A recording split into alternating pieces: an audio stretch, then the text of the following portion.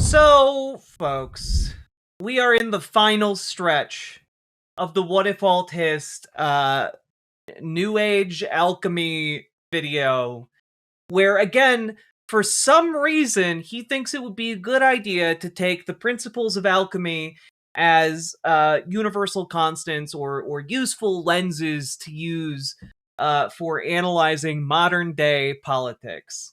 And I still am baffled as to what use he gets out of it, exactly. It seems like you're just doing... honestly, it just seems like you're confusing yourself, but with extra steps. And, you know, maybe he'll get to the final argument here, but a lot of it is just like, alchemy. There are concepts in alchemy. What if you applied alchemical concepts to politics? And, well, what if you did? Like, I don't think it would help you in any way. I don't think that would be a useful lens. Sometimes lenses aren't useful in different situations. That's why photographers have like a bunch of different ones. So anyway, let's just jump right in. We've got like 15 minutes of it left, which, you know, sounds like it's not going to take us a long time, but you know, don't hold your breath.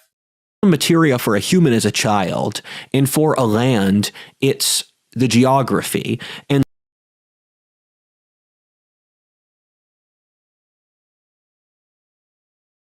I'm already mad. The prima materia for a human is a child, and for the land, it's the land. Like the geography is just like the natural formations of the land.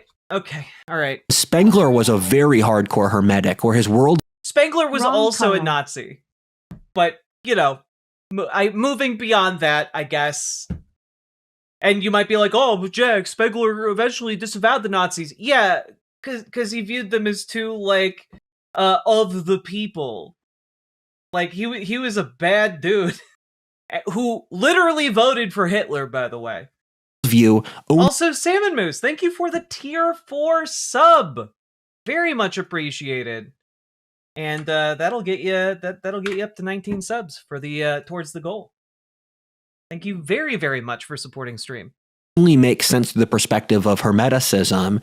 And so what he was talking about is how the soul of civilizations stem from the Spenglerian civilizations. You've got Indian. Okay, like, this is what gets me about all of his maps. The formatting is not consistent, right?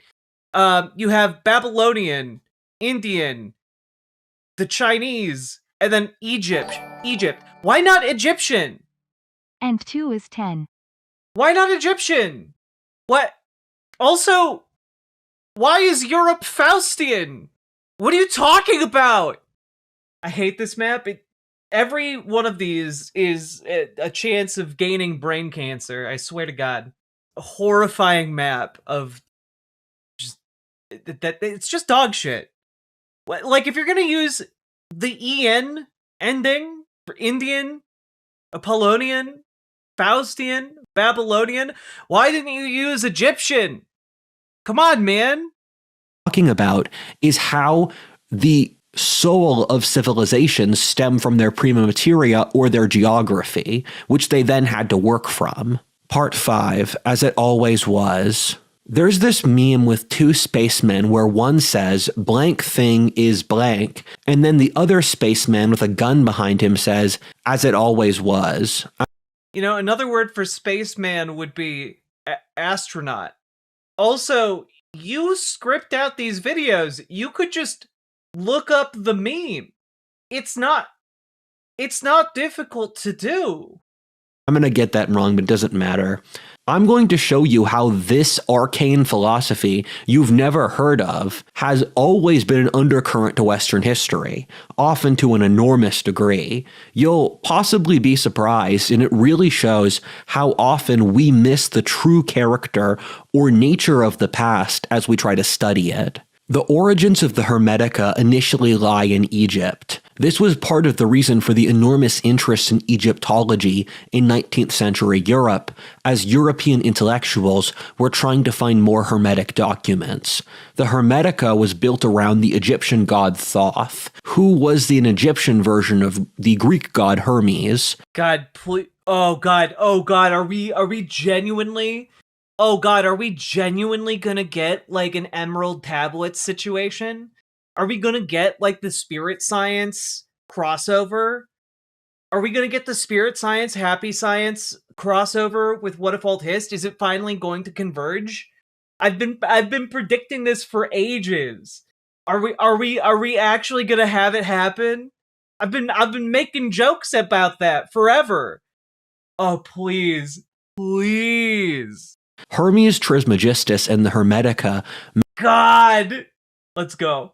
match older Egyptian belief structures more than they do anything the Greeks had beforehand. So all the evidence points to this being a very ancient worldview, one stemming back to perhaps the pyramids.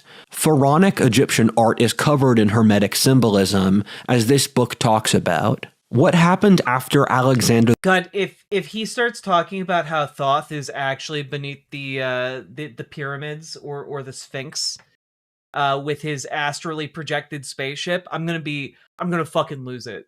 The Great's conquest of Egypt was that the Greeks tried to rationally integrate lots of Oriental traditions, a lot older or deeper than what the Greeks themselves had. A few centuries earlier, a lot of Plato's philosophy, as he himself said, came from the Egyptian royal teachings, or a predecessor to the Hermetica, which he got when he visited Egypt. The Greeks tried to explain the Egyptian religious teachings in a rational manner. This was a period of a lot of religious diversity and syncretism, with the Hermetica just being one thread of many, which included Christianity. Yeah, of course, his interest in Nazi esotericism would be aided by looking back at another point in time when there was just a bunch of this syncretism going on. Yeah. This is like the least surprising thing about WhatIfAltHist ever. Another Oriental Greek mix alongside Platonism, Mithraism, Isis, Cybele, Gnosticism, or so many others. This is why the Hermetica has so many similarities with other beliefs. The shared vibe of a lot of the Hellenistic East Mediterranean... I'm sorry, just real quick. Okay, I'm not insane. I hit Mediterranean, but that's not how you spell Mediterranean. And like it literally caused me to have like a mental speed bump. Cuz that is spelled Mediterranean. There are 2 R's and 1 N, which makes a big difference in how you speak the word. But okay, whatever. Mediterranean civilizations is a lot of world weariness combined with civilization, cultivation, and emphasis on a universal morality built off something like love, but you can pick other approximate virtues. Oh God, Jack, I don't feel very good. Yeah, look guys, that's just your brain throttling off oxygen, okay? Don't worry about it too much. I notice this culture since it's very distinct. Okay, wait. The Hellenistic East Mediterranean isn't one civilization or one culture. Then he goes on to say, but I notice this culture since it's very distinct either from a purely Oriental tradition like Buddhism or Taoism, which see the world as both sort of balanced or stable but lacked direction. Meanwhile, you have the sort of hyper-individualistic, insane, and heavy metal religions you see from the steppe nomads, Vikings, or Native Americans. The rise of the East Mediterranean religious vibe, is an outcome of Greek logic? No. There were so many other religious vibes and traditions that predate the Greek logic system. Also, you misspelled Mediterranean again. Combined with the Near East's religious mystic depths in large, depersonalized slave empires where people didn't feel like they had agency. I'm gonna stop you real quick. Because a lot of people didn't have agency in any of these societies. If you were born a serf, you basically stayed a serf. There wasn't like this social mobility, really.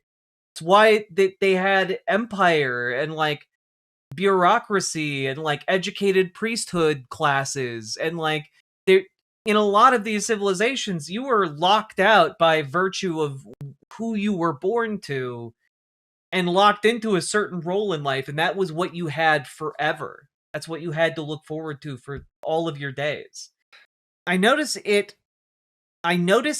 since if you look at certain religions like Gnosticism, Hermeticism, or Platonism, they sort of converge in a lot of ways due to shared context. They all assume a sort of reasonable world. Yeah, there's no way any other religious traditions could assume reasonablism in the universe.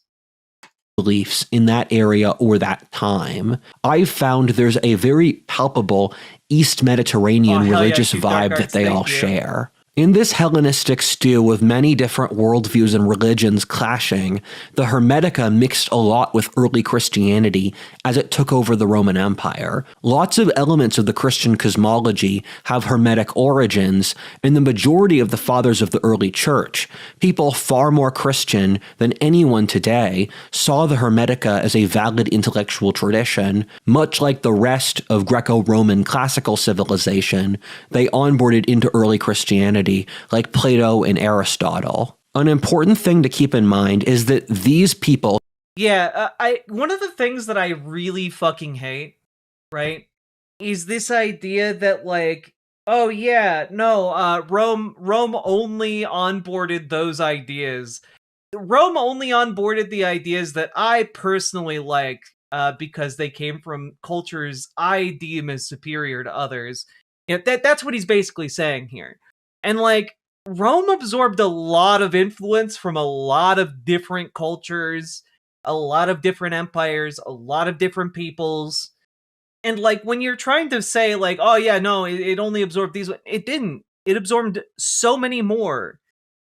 Saw Christianity as a spiritual path to reach the kingdom of heaven, which is how I see it too. One of the side effects of modernity was Christianity removing God. One thing I would say is, again, one of the keys that I think will open this subject for a lot of people is to look up the different religious councils that emperors of Rome intervened in, specifically for Christianity, and like understand that like what was happening was a combination of religious maneuvering and political maneuvering.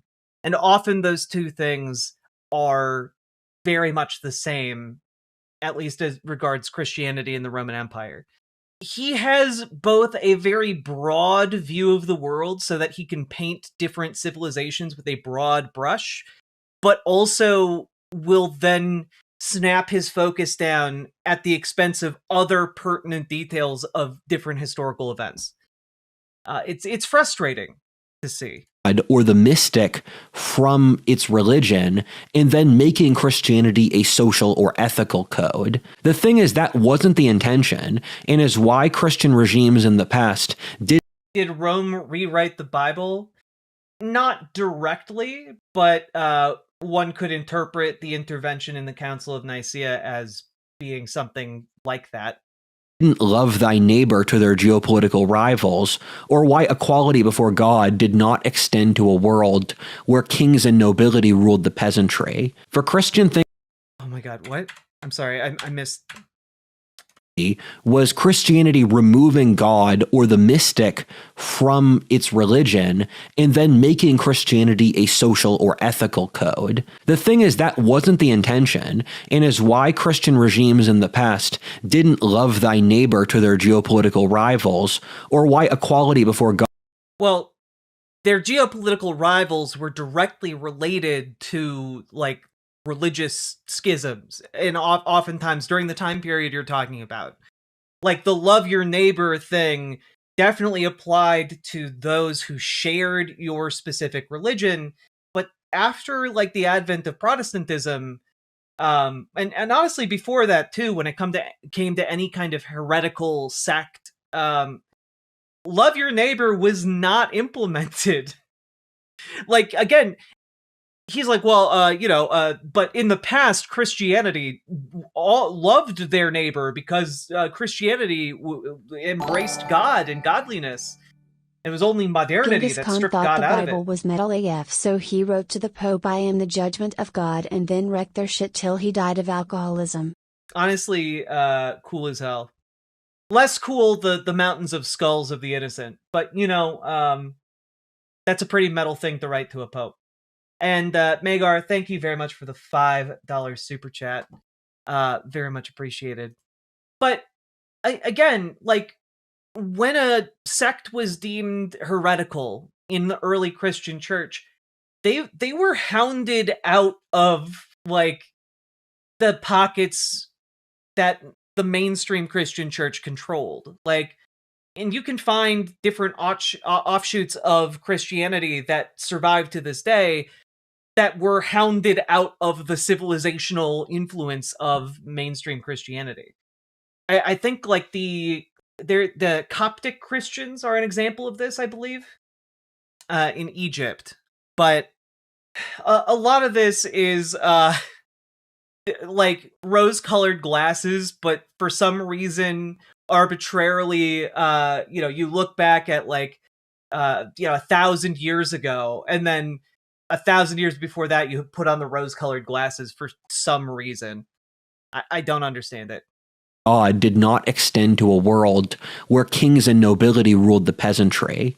Also, God did extend to that world, except that God was reinterpreted as through by the way, a proto-fascistic worldview and interpretation of religious text, that because God exists in a hierarchy with, God at the top and, a variety of creatures underneath him, like this spiritual kingdom, right? You got the archangels, the angels, etc. So too must human beings seek to emulate that social structuring. And so that was then used to kind of justify the divine right of kings, that if God did not want a king to be in charge, then they would not be in charge, but since they are, God wills it, right? And so, therefore, hierarchical kingdoms with absolute power on the top were justified via religious rhetoric, right? For Christian thinkers of this era, the Hermetica didn't contradict Christ, since they had different goals. Christianity was to reach the kingdom of heaven through the cross, and the Hermetica was for those weirdos at the edge of consciousness. The problem now is that due to science, that consciousness evolution has become part of the society's operating system to deal with the sheer speed of social change, which was not necessary 1,000 years ago. The Dark Ages saw a decrease in interest of the Hermetica since education got worse enough across the board in Europe that there wasn't as much interest in consciousness development. When you say consciousness development, what do you mean?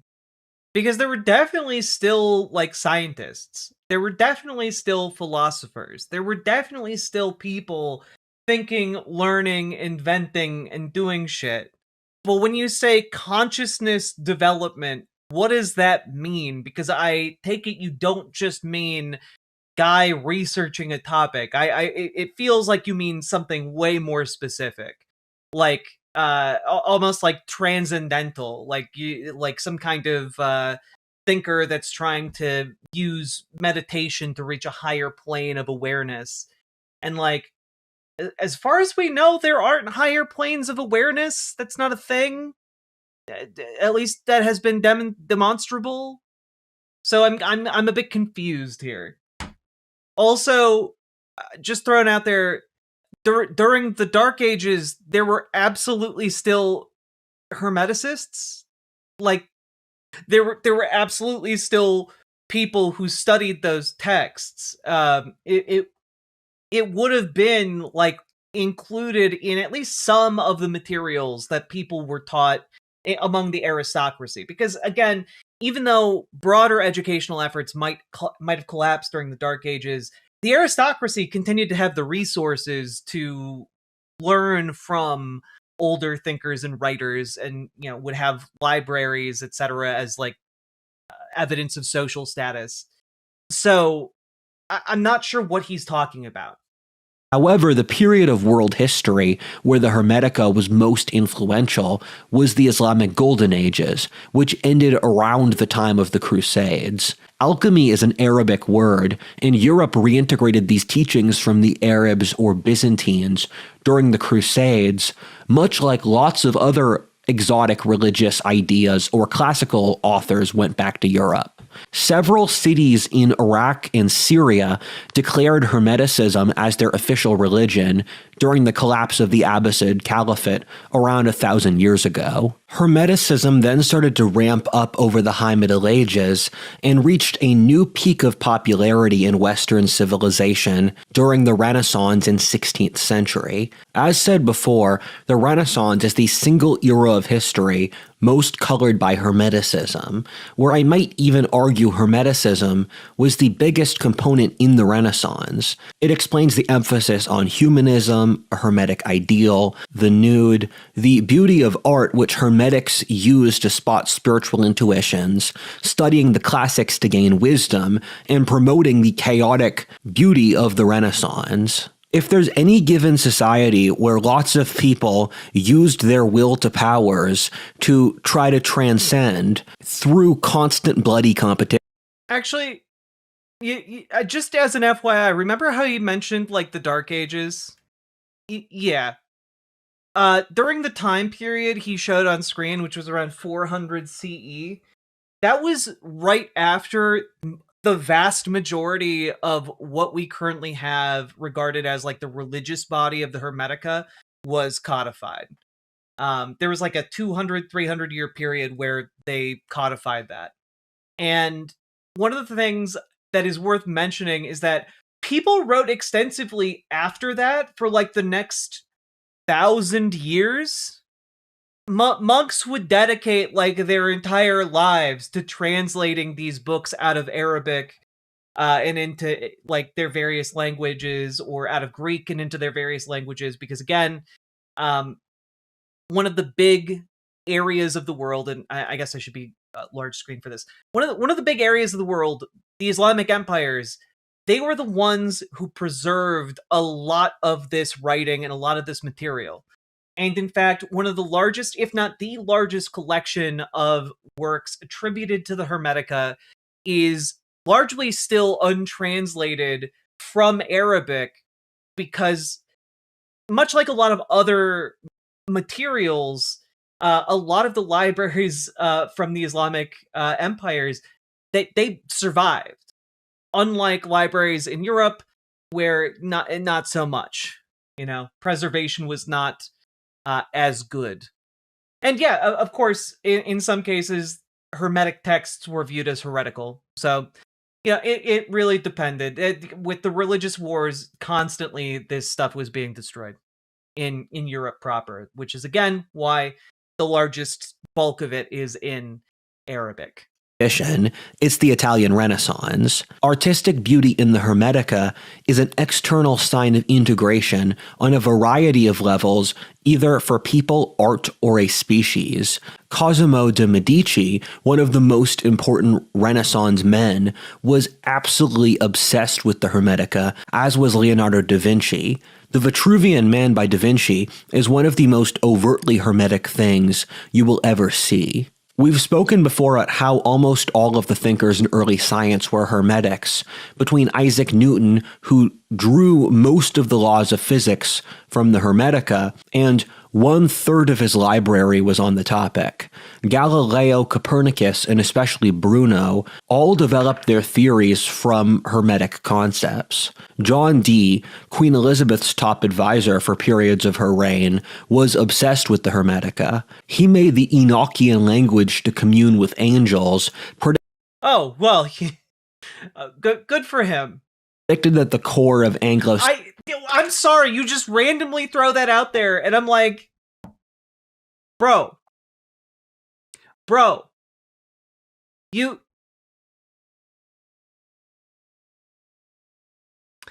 think that this guy, for real life, made a language capable of communicating with angels, and you just mention it offhand and don't go any deeper than that? No, like, pause for a second. Explain that. Is it like, are the angels demonstrable? Can I use Enochian language to talk to them? Can I mail them a letter? Like, how does it work? Tolkien made up a whole language, so there, true. That's if you want to talk to the elves. Saxon culture would end up in North America, formed the British secret police and the idea of the British Empire, alongside being one of the pioneers of science. Man, what an accomplishment, forming the proto-Gestapo.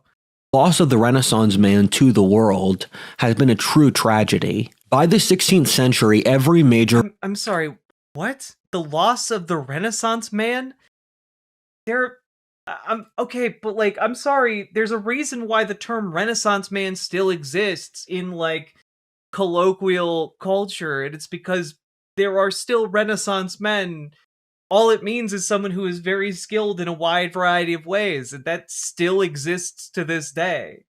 Like, who was the actress who invented, like, wireless communication technology? Yeah, Hedy Lamarr. Hedy Lamarr, incredible actress, super gorgeous, invented the technology that is literally the basis of your Bluetooth technology in your headphones. Like, I don't know, the Renaissance men still exist, except sometimes they're women. Yeah, you got a cell phone? Hedy Lamarr made that possible because she got a big old brain. She got a big old noggin, and also was just cool as fuck. Except something tells me that WhatIfAltHist would have a problem with someone like her being referred to as a Renaissance man. You know, I got that feeling in my tummy. To the world has been a true tragedy. By the 16th century, every major royal court in Europe had... Wait, I'm sorry.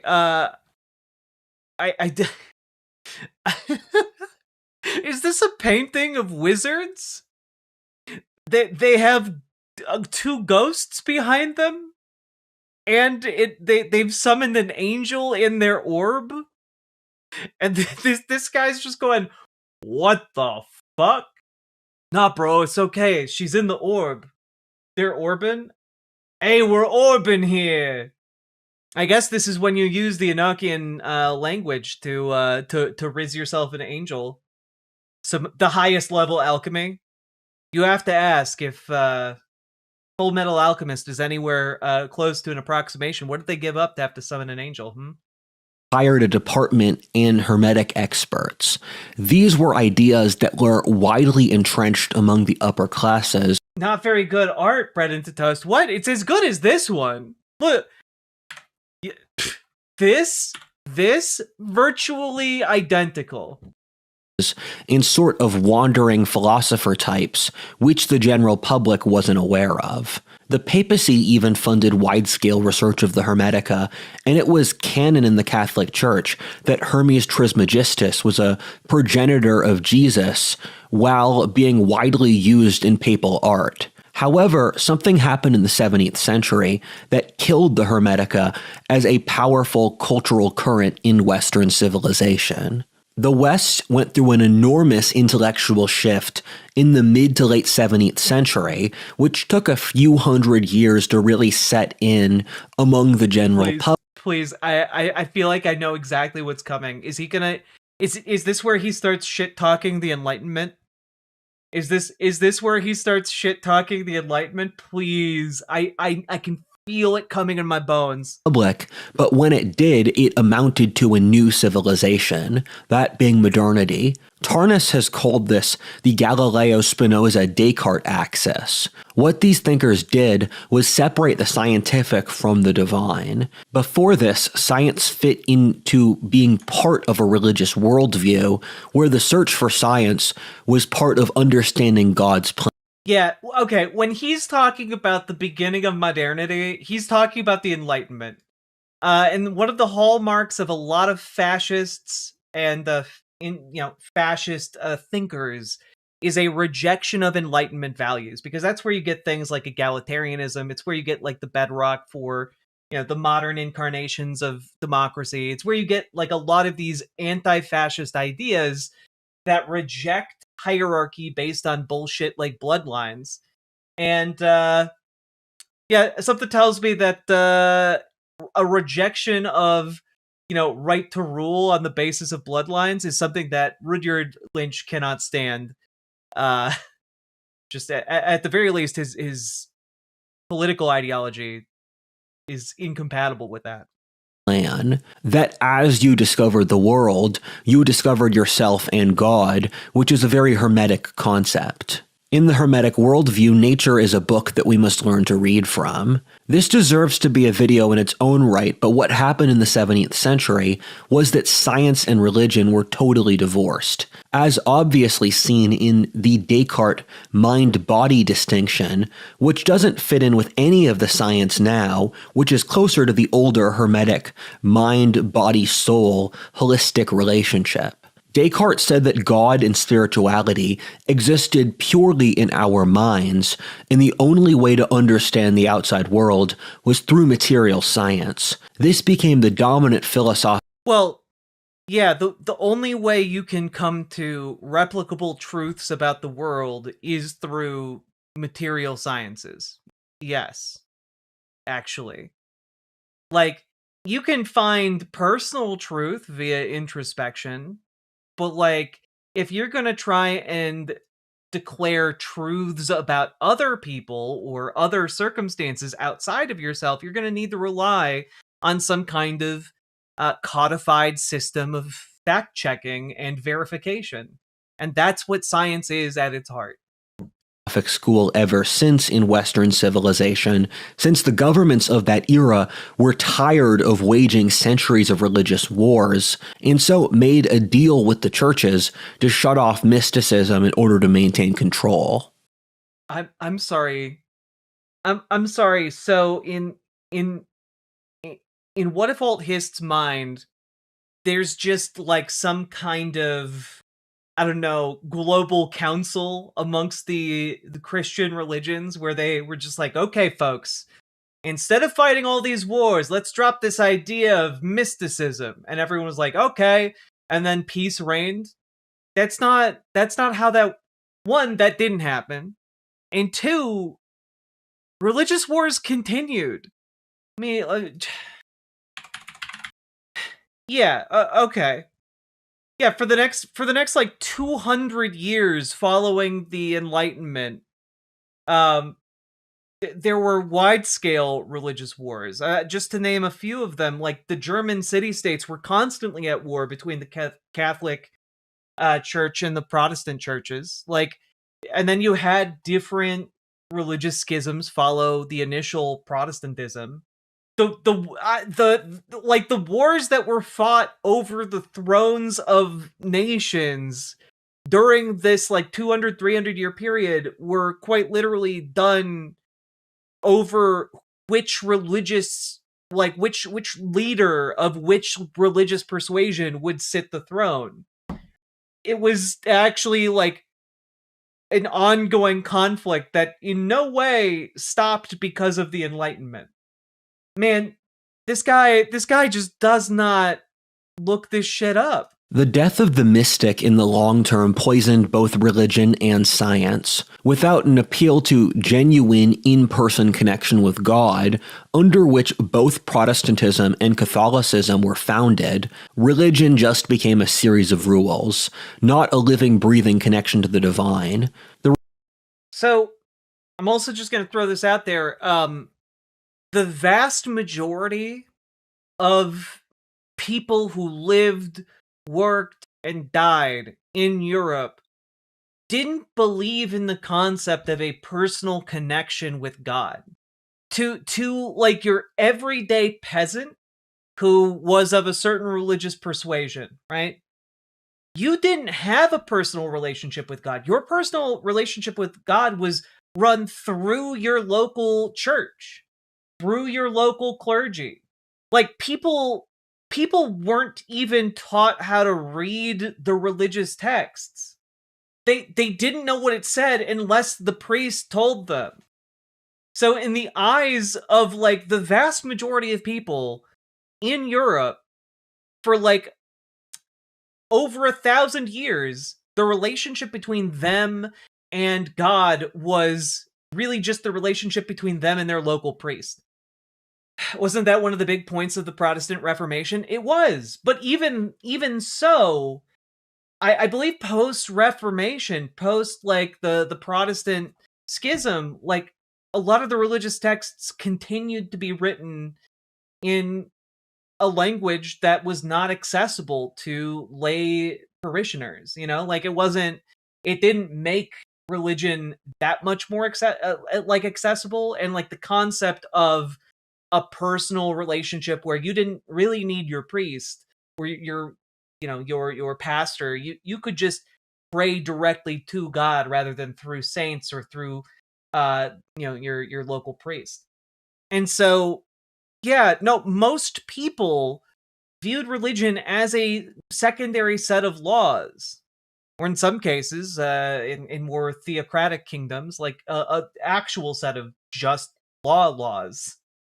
Removal of the Hermetic framework also turned off the very intelligent from religion. And yes, Martin Luther did translate the Bible, but also most people were completely illiterate.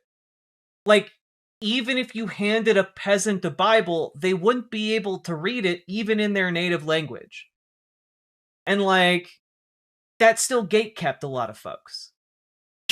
Since it felt like and not to mention the fact that like Bibles just weren't easy to come by, like until you had the printing press.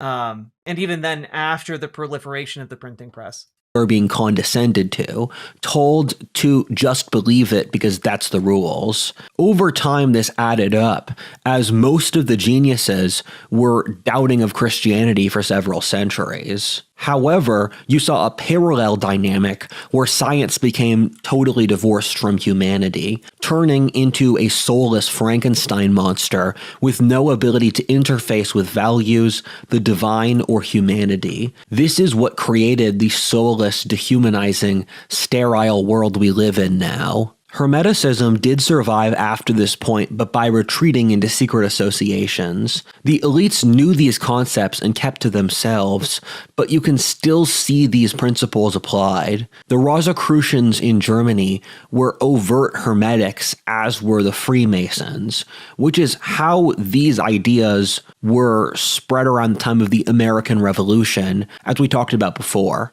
I think the Founding Fathers put up these monuments, or symbols in our currency, as a wink and nod to future generations to check these ideas out when things got bad.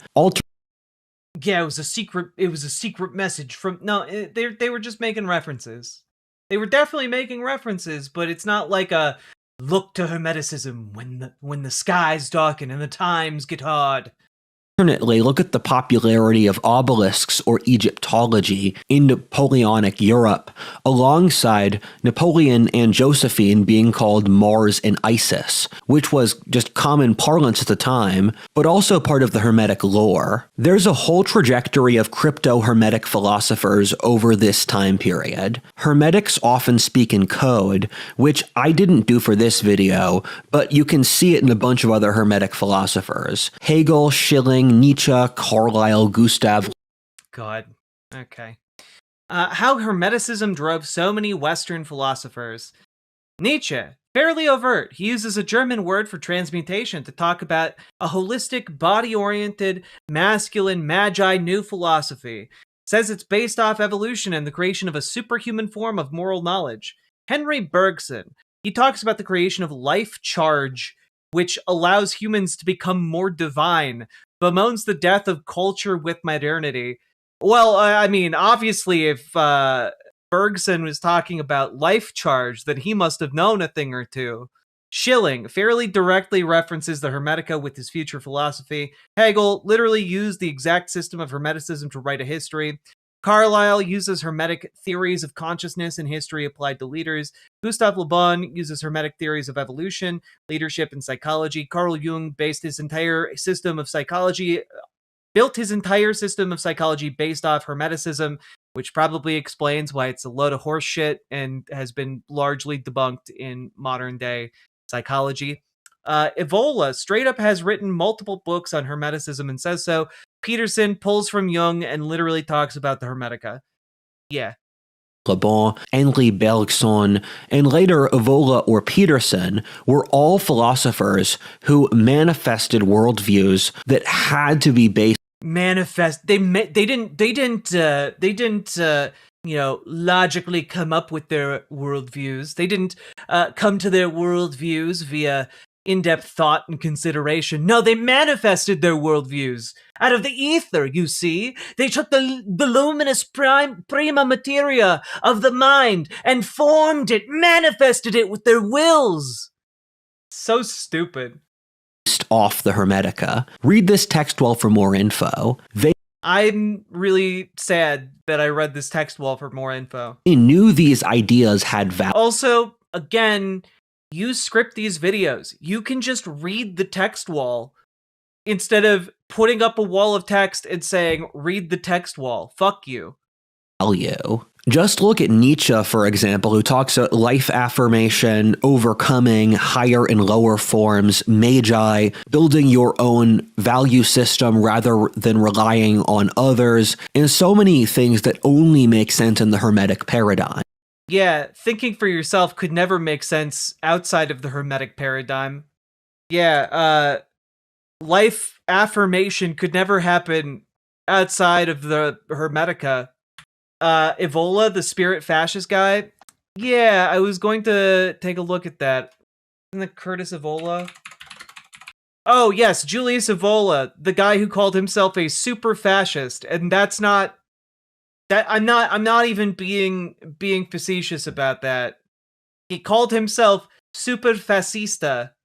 God. Relying on others, and so many things that only make sense in the Hermetic paradigm. When he talks about the Übermensch and the transmutation of morality, he's literally using a German word from the Hermetica for the transmutation of forms. He's recommending using the Hermetic framework of developing your own moral code. Once this clicked, I couldn't unsee it. With all of this being said, the rise of the Industrial Revolution and with democracy, the Hermetica just didn't make it. In the 20th century, the mass society of consumerism and doing what was popular to the average voter simply had no place for the Hermetica. It was too complicated, hard, and not directly scientific in the way they understood that word. Only a few utter schizos, like Evola or Bergson, kept the torch going. Carl Jung was the singular figure most responsible for keeping the Hermetica alive in recent times through framing it brilliantly so through psychological terms.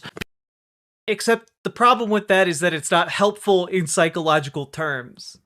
That's the big issue here, is that trying to frame it through psychological terms didn't in fact accomplish anything useful for people who were seeking therapeutic intervention, right? Sure, it's really fun to just apply it as a concept. It lends itself to some unique D&D world building, I suppose, but it does not, in fact, actually map onto human experience. Peterson got it from Jung and repopularized it to a certain degree today. That's why I know about it. However, at the very same time, we constructed a society which needed the Hermetica more than ever. With the title of this video, will the Hermetica become the next ideology in the West? The short answer is I don't know. Probably not at the current trajectory, in that this is, as of now, a dead nerd religion, totally unpalatable to moderns. That being said, we do have genuine agency here. The reason I gave this video the clickbait title is that I think this could work. I started my journey looking for ideas that could give us the will to live. The Hermetica puts growth and progress as a moral good, but does so through responsibility and humanity. The Hermetica has a framework to get people to make babies again without being cruel by I'm sorry, we're at an hour and 31 minutes and 30 seconds in, and we have 1 minute of this left, and you're just casually throwing out now that you think the Hermetica holds the secret to making people want to fuck? That's absolutely not the case. Having watched this entire video and attempted to break it down to the best of my ability, I can assure you this has not increased the desire of anyone I know who has watched this with me to want to have babies. I think it has, in fact, encouraged the opposite. Also, note his full statement. Framework to get people to make babies again without being cruel by... The Hermetica has the framework to help people make babies again without being cruel. That's a weird addendum on that statement. Because you know that this guy has been thinking about like forced birthing programs. You know that's gone through this guy's head. Increasing masculine charge.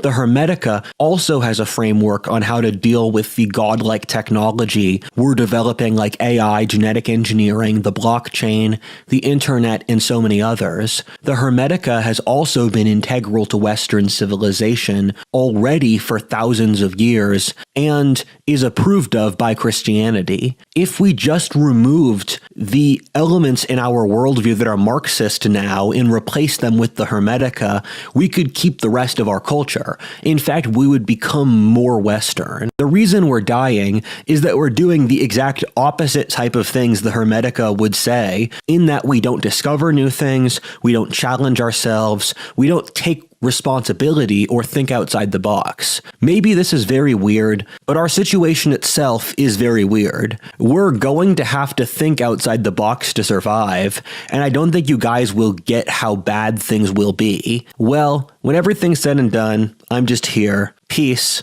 Follow your dreams. Bye. I respect just ending the video with like, peace, always believe in yourself. I got no words. And like, one of the worst parts about covering these videos is that this guy, right? This guy is paid attention to. Like, he helps reinforce the things that go through Silicon Valley. Literally, you get like this is how you get Silicon Valley to be buying into these ideas, right? Like, Balaji Srinivasan, he likes alchemy. His Web3 company is literally called Alchemy, okay? And guess what Balaji Srinivasan has been up to lately? Just as an FYI. Well, he bought an island off the coast of Singapore to make a network state that he's named Founders Island. And